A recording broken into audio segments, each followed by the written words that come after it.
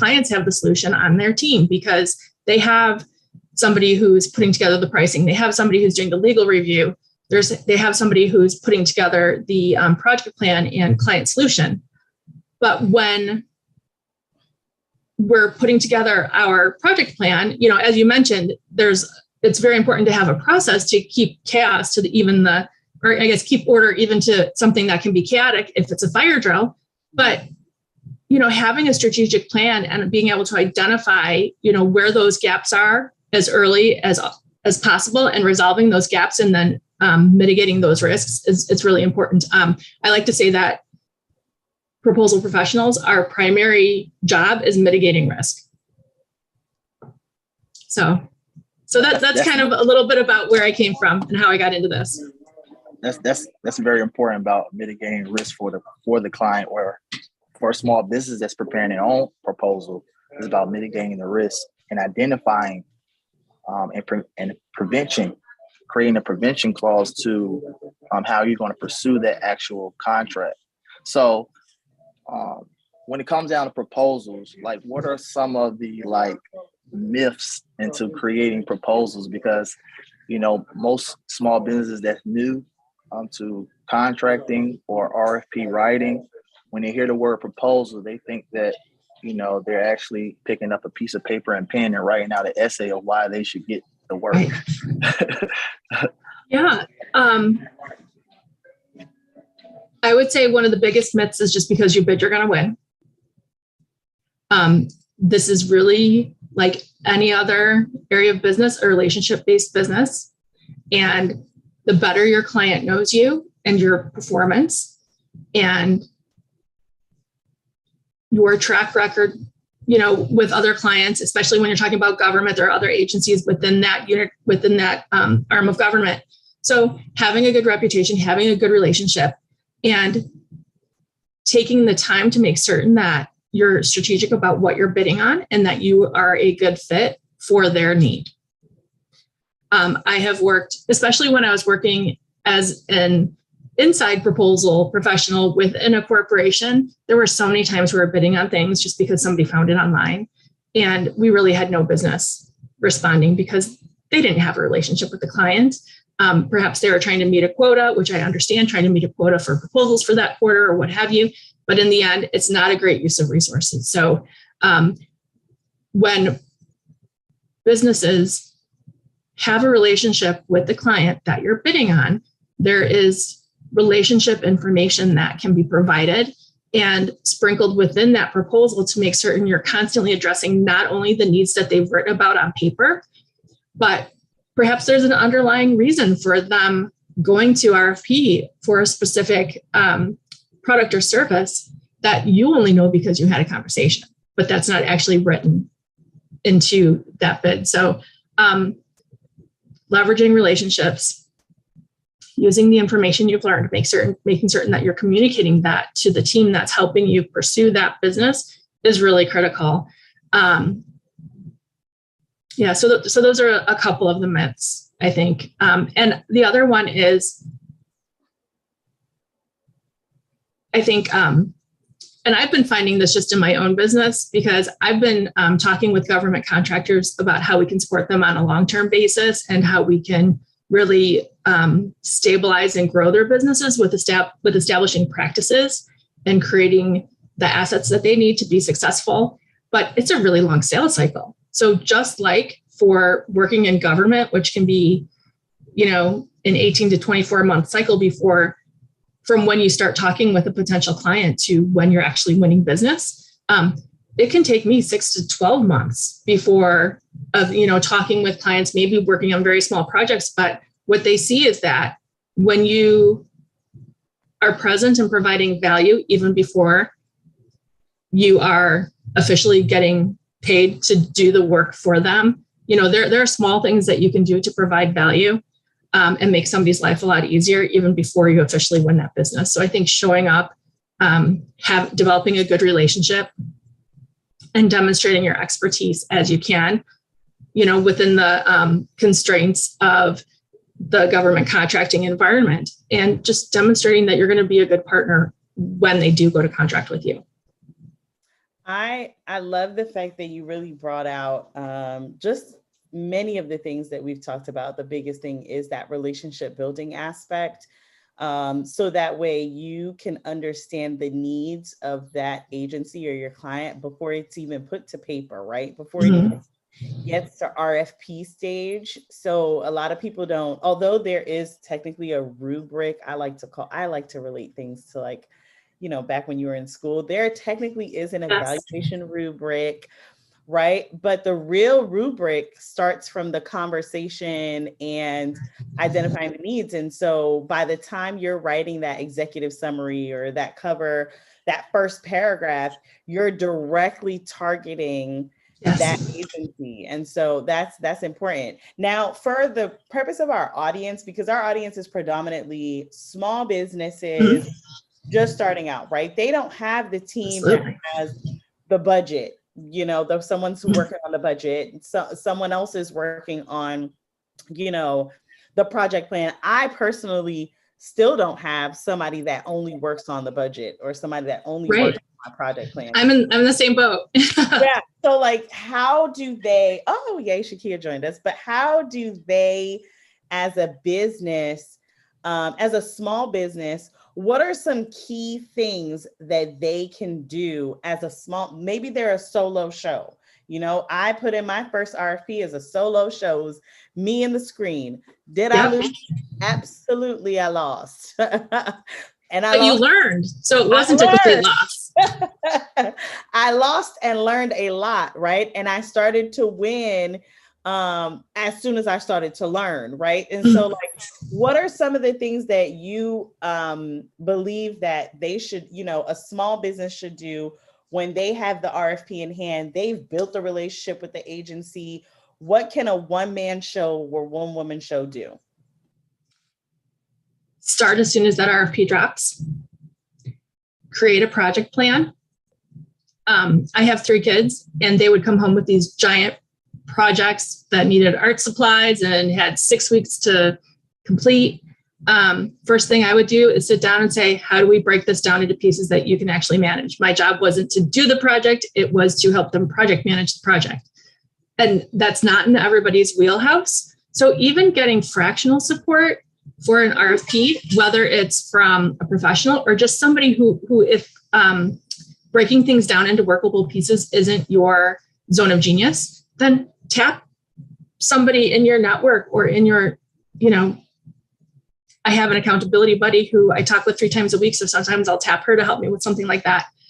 Tap somebody you know who's better at it, who can help you break it down and move towards your goal. And from there, I think with each proposal you RFP respond to, and each proposal, whether RFP based or not, have an archive where you keep all of those things. Pull out the gems, take time after each RFP response or proposal to make certain that you are pulling out, you know, changes that you've made to standard content that you keep pulling out of previous proposals, and start to build your own small proposal library. You don't need an expert for that, but you're going to make your life a lot easier if standard business information and standard content that you're using over and over again is in a form that you can adapt. You also mitigate the risk of pulling in wrong customer names from the last proposal. So there are definitely things that you can do as even a one-man show running your own, or woman show running your own business, to help yourself get ahead of the game.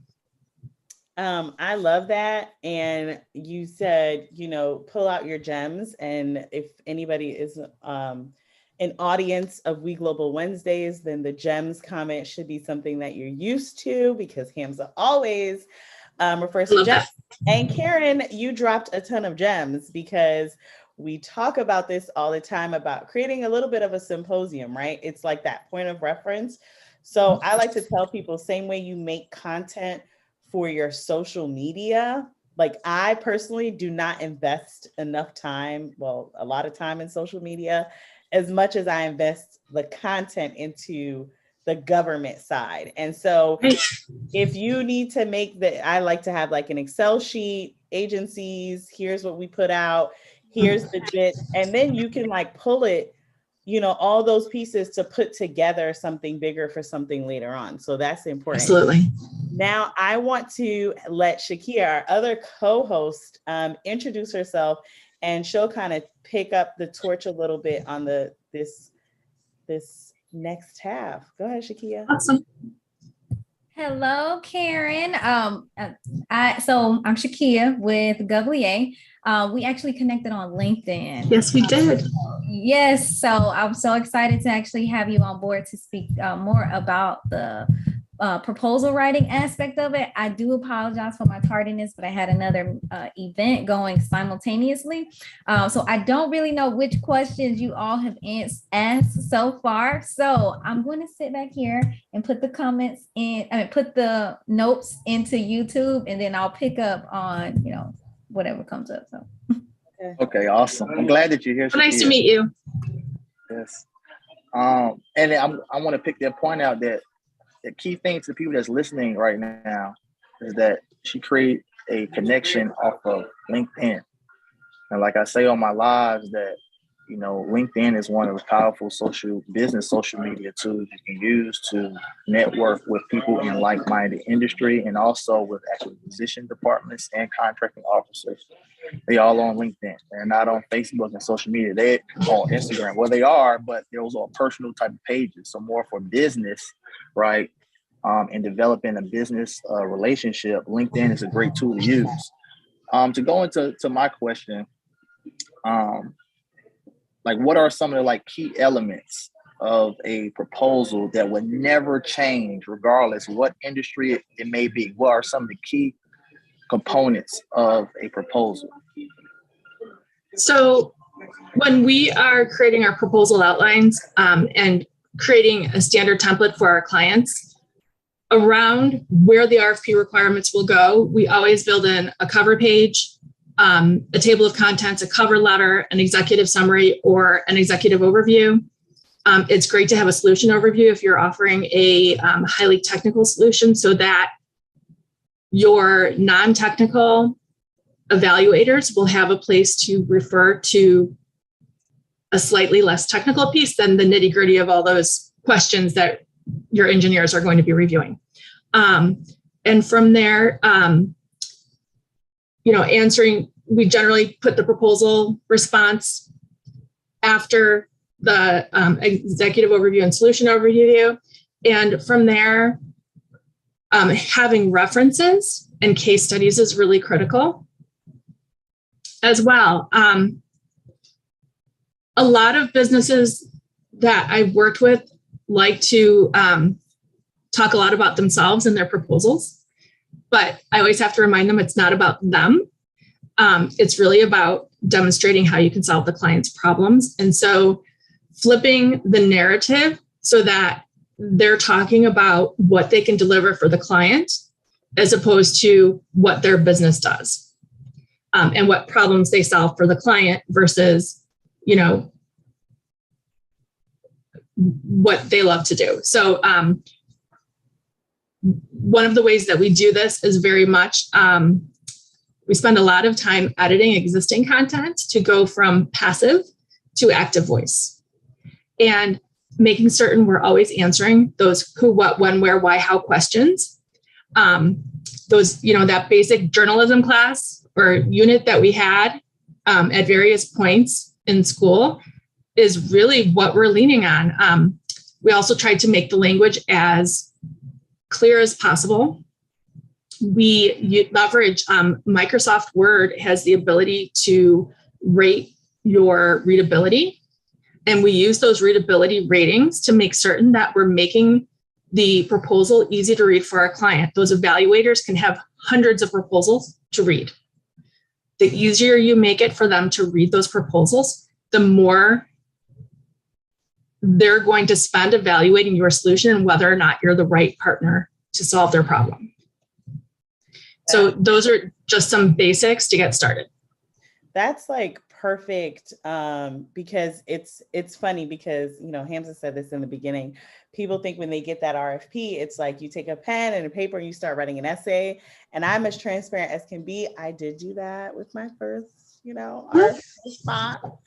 I took a pen to a paper, well, my fingers to the computer, and I was like, I am such a great HR leader, and I can do. And they were like, I had the benefit of asking, like, why, out of shock, not knowing that that's what a debrief was. And they were like, we don't know what you can do for us. So one of the big things we're pushing with our audience is understanding that you are writing for someone else. And I always I love the fact that you talked about your journalism class with the who, what, where, when, why, because I always talk about writing a proposal response. Think 5th grade. You had to read one chapter and then you answered the 4 questions in the back of the chapter. That's it. You need to just answer the questions asked rather than including your emotional, this is what I can do for you. And we also, I know Hamza says this, Shakia says this, and I say this on our different platforms, is the government doesn't care about what you do or sell. They don't. They have no need for it. They don't have time. They don't have time. They don't have time to read through all of that. So the easier that you can build into your RFP responses, graphs and systems, phase 1, here are the deliverables. Phase 2, here is what your problem is. Here is how we can deliver it. Here's your point person. Here's the turnaround time. And then boom, here's a report following phase 2. If you can just deliver in that and make it I can see a movement, I can see the relationship, right? And then you can put that together. That is easy to read. That shows you have a process. And then you put in that risk mitigation factor, right? How are you onboarding your subs? How are you onboarding your team? Is there training? Are there check-ins? So those are so many elements that I'm we could simplify rather than writing 17 different paragraphs about how great we are, right? Right. And if you think about how hard it is to write those 17 paragraphs, it's that much harder to read those 17 paragraphs from 125 different vendors. Right, absolutely. So I think that one of the most important things to writing a winning proposal is first is understanding the scope of work, the SOW, specification of work, statement of work, but also understand, when we talk about public sector and government contracts, understand the evaluation criteria for award. Because they, those public sectors will break it down on how they plan on to make the award, how they plan on evaluating each proposal. And I think that that's important. That's important because when you see those key points of evaluation, that's where your company, your firm should focus more on to expose the qualities. So for example, if it says 40 points is going towards, technical proposal or approach, you need to be very mindful of how you want to express of how you're going to approach or how you're going to actually tackle that actual problem for the government agency. And I think that if you focus more on the evaluation criteria along with the scope of work, that's the 2 meat nuggets to, writing a winning proposal. Absolutely. And structuring those meat nuggets as you so well phrased them. I think making certain that you're using the headers from the SOW and the evaluation points as headers in your content. You hear a lot about what a short attention span we all have. Well, add to that the very condensed amount of time within which evaluators have to do their job. They're skimming a lot. So the more white space you offer, the more concrete and concise your text is, and leveraging those headers so that you can, your outline is closely mirroring that specification to begin with. You're going to make their job of evaluating much easier. And you're also going to make your contract compliance easier because that RFP response is going to become part of your contract. I love that. Exactly. So my bad. I'm over here. My brain is going 1,000 miles an hour. I just got this one last point. How how long should a proposal be? Like, how many pages should a proposal be? Is it more of just present exactly what the criteria or the evaluation for award is? Or should it be more, since, these government agencies reading so many different proposals and so much information, how important it is to have, or is it important to have micro content that creates macro impact? You have a way with words. The micro content that has macro impact is exactly it. Every word you put into a proposal needs to have meaning and be there for a reason. We do like to talk about ourselves, and sometimes it's easier to write passive tense or passive voice than active voice, but it's really important to give yourself time, or somebody else time, really, because it's very hard to edit ourselves, so that they can review the content and make certain that we're hitting on the points, those journalistic questions: who, what, when, where, why, how. Make certain that there's a reason for everything you're saying and that you're answering the questions. And pretty much don't have a long pages of 100-page proposals of content that may not even be valuable to the client. Right. Yeah. Like, when I first started writing proposals, there would be pages and pages of appendices about other services and other products the company I worked for offered. That your client doesn't care, especially back in the day when we were printing those pages. What a waste of resources. And that's why, frequently in RFPs, they say, we do not want any additional marketing material. Just tell us what we need to know. The marketing material is for before the RFP drops and, a year and a half before they're writing that solicitation. Absolutely. Shaki, I'm sorry, I keep cutting you off.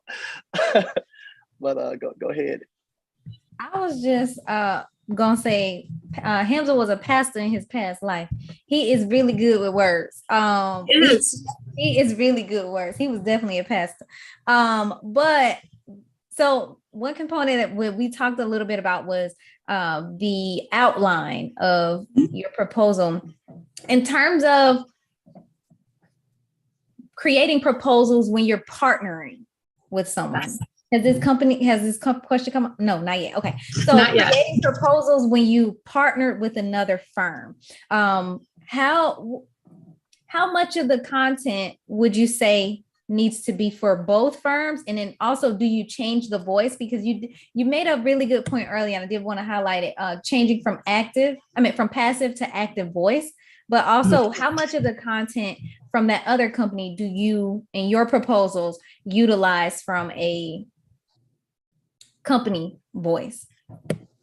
So I think the prime contractor needs to have control of the project and be the primary voice and within the proposal. That being said, if there's a crucial area within which your subcontractor is bringing you capabilities that you don't have on your own, in that section, it's a negotiation process to make certain that you're demonstrating a good relationship between your two companies, so that your evaluator will understand that these two companies will work as one in delivering the project, because they don't care. They just don't want to deal with the subcontracting mess. I'm so glad, I think the biggest thing that I'm having, the hurdle that I'm seeing with my audience is they see a contract, like an RFP, right? And the RFP is 87 pages. And at that point, you've already lost, let's say there's 100 bidders, you've lost 45 of them at that point. Once they see, 86 pages. For me now, 86 pages, I'm like, yeah, let's get to it, right? Yeah. So what is the main, I have my method, Hamza has his method, Shaki has her method. What would be your recommended method when you're looking at that 86 pages, you're a one man or one woman show, and you need to see, should I go after this bid, or what we say, a bid, no bid process? Absolutely. Where do I go first?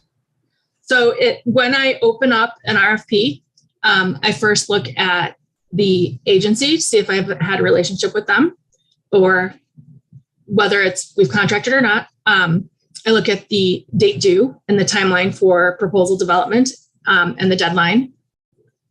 From there, I look at the compliance requirements. Does my team have the required capabilities, skill set, past performance, potential subcontractors, certifications, diverse certifications that might be required because of set-asides related to the contract. And then, and we touched on this a little bit earlier, but do you not only have the time to deliver the work when you win the contract, but do you really have the time to respond to it now? If you're realizing that an RFP sat in somebody's inbox for 6 weeks and you have 1 week left to respond, and it's a 250-page solicitation that's incredibly detailed and will need other subcontractors, it's probably not wise to try to put something together at the last minute, because the odds are really against you. And if you are delivering other contracts and you have other clients to serve and other things going on in your life that you need to take care of, you're not going to have a full week 24/7 to dedicate to that. And even if you do that, chances are you won't put your best foot forward. So I just want to follow up with this question, right? Because you said something like compliance. So I have like relationships. So let's just point out that Caryn said relationships. Now, to be clear, you can bid on contracts that you don't have a relationship with, but you feel like, hey, I know that we have the infrastructure and the people to meet that, right? But it's important to have a strategic reason. Right. There has to be a strategic reason. So let's just one question in compliance. Now, let's just say I might be able to fulfill this contract at an 80% capacity. The contract calls for 3, analysts, 2 data advisors, but I still need 2 more strategic consultants, whatever, I'm making this up. What is your recommendation? Again, I'm a one-man, one-woman show.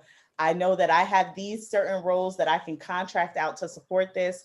We have the software, we have we meet the qualifications for these particular 80% of the roles with my team, but I'm missing that 20%. And I think this is where a lot of our small businesses, they get scared. They're like, well, I don't have it. So they just close up shop.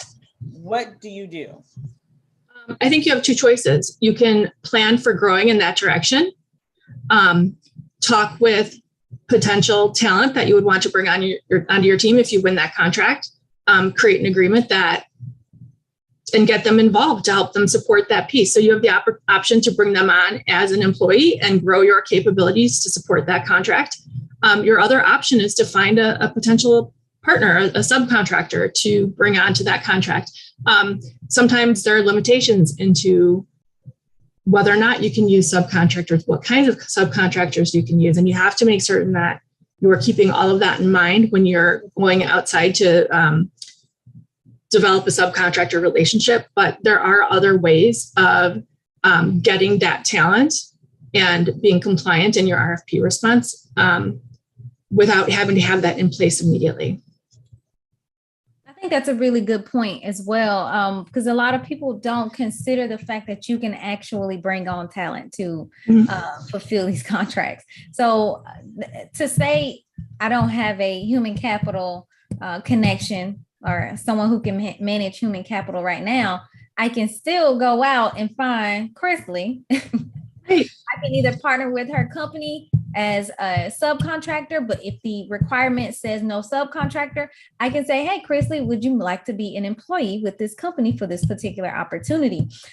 So the question to piggyback off of that would be, some people would say, how do I put that into the contract and say, I have someone on my team, but I don't really have someone on my team? How do we do that? Well, I think it's all in like the nature of your relationship with the person. Within the realm of what's considered an employee or who could be considered an employee. You have temporary employees and you have permanent employees. You have full-time and you have part-time. And so we already have the construct in place to help us define what exactly our relationship is. And it's a matter of making certain that you have the paperwork. You need to do the paperwork and make certain that you can prove if they come back and ask you, is this person really an employee? Get that all in place so that you can provide the evidence that that really is true. So many of us are, have side hustles on top of our full-time jobs, or, we're serial entrepreneurs. And some of us have multiple careers that we're pursuing at one time too. So I think it's not unexpected or unusual to see those scenarios, but make certain you have your documentation in place and that you're compliant with the laws around how you define these roles. Yeah, I would say, of course, the HR bulb went out and was like, yes, make sure you classify them as proper W-9s or W-2s. Make sure you're doing your I-9s, guys. Make sure those W-4s are filled out. Make sure you're paying them correctly. So that way you're compliant, because you do have to submit reports as per the contract. I would say, and I'm going to say this last tidbit because I know we're coming up on time. For those that see an 80% contract you can fulfill, and that 20%, the opportunity for growth is definitely there. And it's as simple as this. One of the key tips that I give to everybody, I usually open an Indeed post for a role or opportunity, and it is in the area, like when they ask you, where would you like to, advertise? I advertise it in the area of where the agency is located, where that work is going to be at. That way I'm pulling from what could possibly be someone that works actually at that agency. That's one. Two, also, when I write the job description on Indeed, which you can post job description on Indeed for free, again, businesses that don't have the funds, I will pull from the RFP and build the job description of the role that I need to fill. And some of the mandates, or some of the hey, prefer, past government experience, right? Like if they worked for that agency or an agency in that city or state, because then I have the ability to have the conversation, have the interview, explain that this is a contract opportunity. If we're awarded, are you, willing to come on? This is what I can offer. Right. And take their resume and their experience and say, hey, we have this contract employee on our, in our team. They worked for the city. They worked in this capacity. So really making sure that if you're going to grow the talent in the right way. Yes. For the client, not like, I want somebody that looks like me and that talks like me. No, they don't care. They want who they worked with before. So and it's more than a handshake. Yes, absolutely. Absolutely. I'm going to pass it on to, I think Pastor Hamza has something to say. Well, see, so I think the most important thing is that, when you're submitting or coming up with your proposal for a contract opportunity, like when you said it's more than just a handshake, it's more than just submitting it in. You want to be able to, I feel like when a proposal gets, an RFP goes out, that acquisition department or that contracting officer may already have a company in mind, but have to go through this process because of the FAR, because of the federal acquisition regulation. They have to go through this process. So when you see those RFPs, you need to look at it as, okay, how can I convey this department or this contracting officer to think twice about the company that they may want to actually, go with. Absolutely. So you have to be very strategic and be very mindful of how you present your company. Not I, but it's we.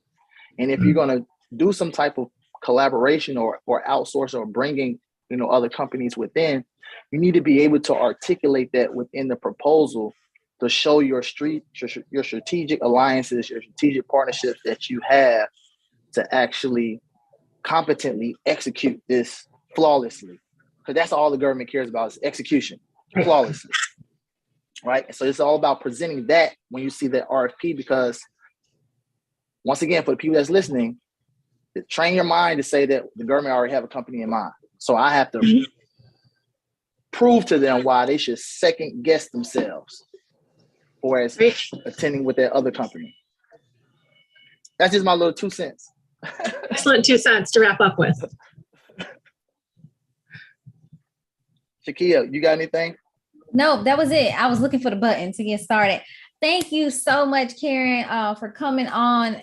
We definitely enjoyed it. I know the audience has as well. I took a bunch of notes. Like, that's why I'm over here typing like a crazy person. When I'm actually looking like I'm not paying attention, I'm actually taking notes. But thank you so much for coming on, sharing this information with us.